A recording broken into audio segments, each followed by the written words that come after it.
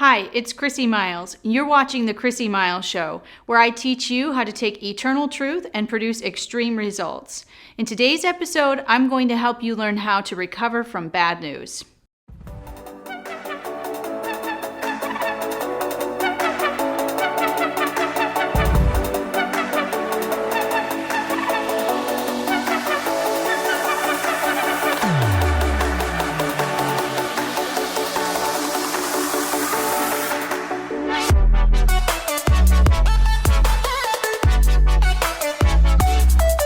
Over the years, I've received plenty of bad news. One time, I had a doctor tell me after looking at a chest x-ray that I needed to go to the hospital because I was having an aneurysm. And that's the kind of bad news that sort of punches you in the gut and knocks the wind out of you. But I found over the years that your initial response to bad news will drastically impact the outcome of the events that come next. And just because you get bad news, it doesn't mean that your life has to fall apart.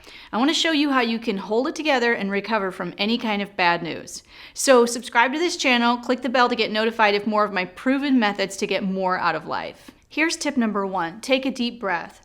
As cliche as this sounds, getting bad news can feel like someone just knocked the wind out of you. So controlling your breathing deeply can help you regulate your emotions while you're getting hit with bad news. Deep breathing is also related to lowering stress, calming your brain waves, regulating blood flow. These are all the things that you need to happen when you feel like yelling, crying, getting angry, melting down after you've received bad news. So when someone is giving you bad news, remember to breathe. It will give you a semblance of calmness while you brace yourself for what comes next. Here's tip number 2, listen without judgment.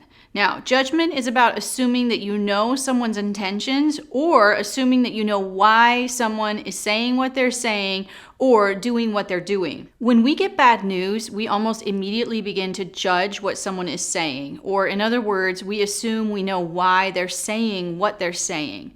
Maybe your key employee just got offered a job somewhere else and they're leaving you in 2 weeks.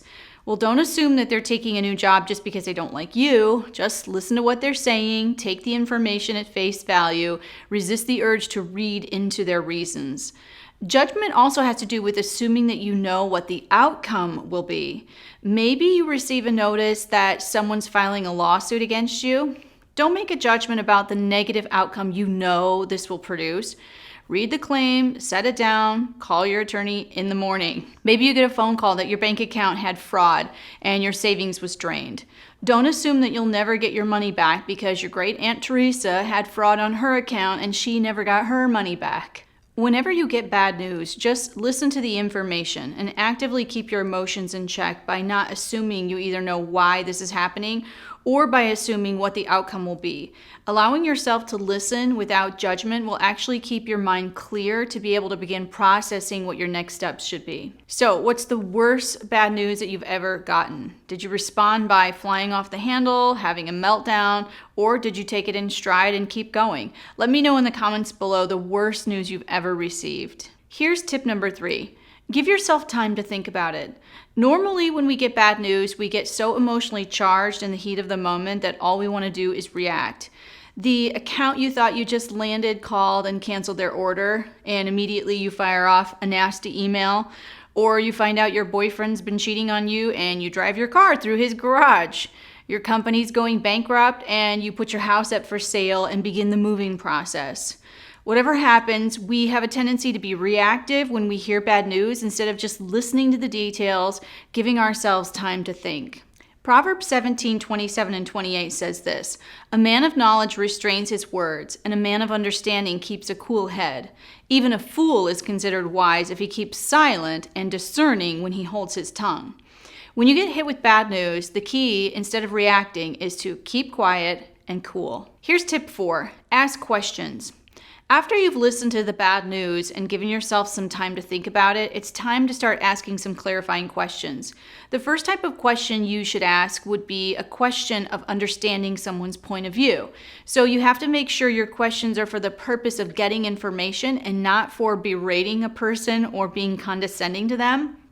So for example, if you lost the client you thought you were going to close and you ask them, "What's wrong with you?"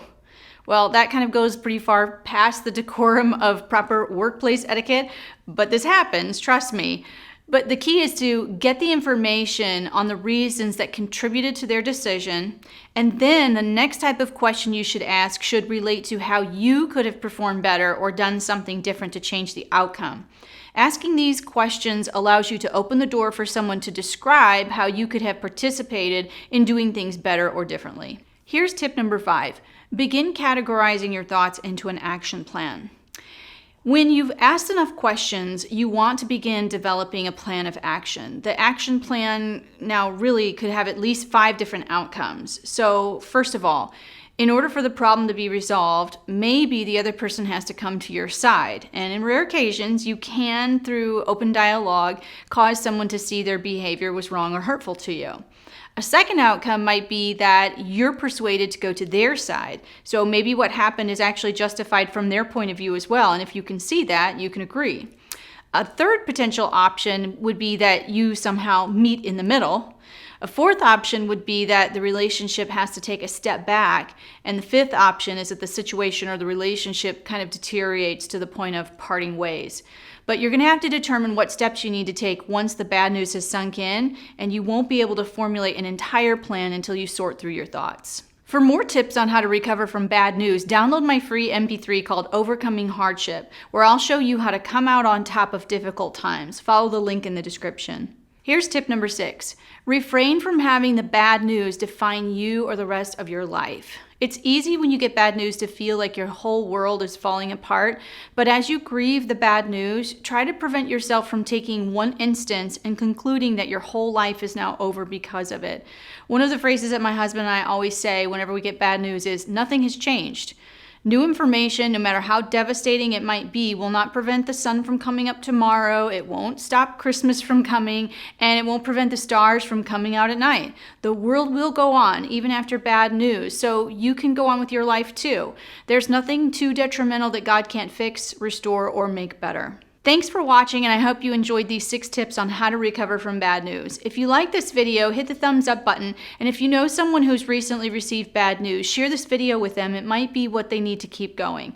And if you haven't done so yet, make sure you subscribe to this channel for new episodes each Tuesday where I teach you how to get more out of life.